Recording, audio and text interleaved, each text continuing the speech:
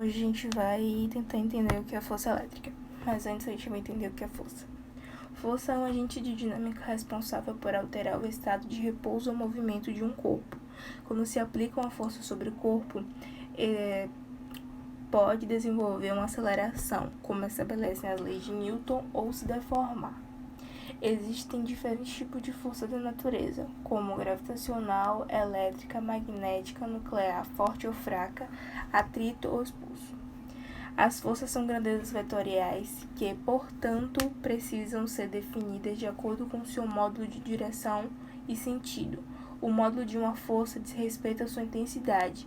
A direção diz respeito às direções nas quais as forças se aplicam.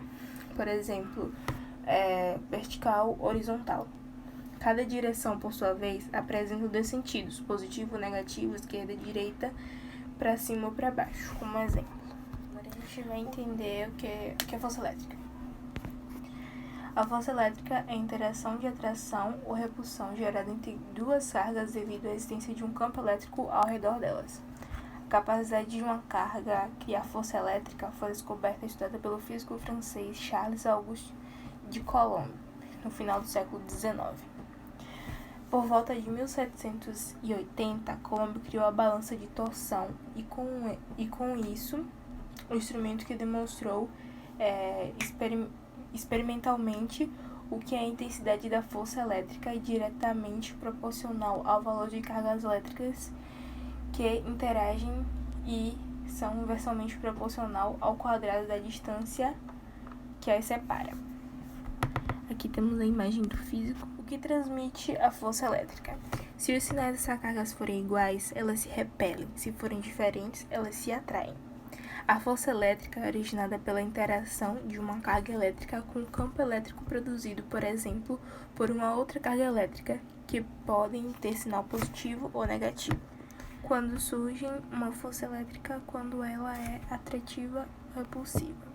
Atrativa se as forças tiverem sinais opostos e repulsiva se as cargas tiverem o mesmo sinal. Bom, a fórmula de força elétrica é basicamente essa. No Sistema Internacional de Unidades, SI, a intencionalidade da força elétrica é F, que é expressa em Newton.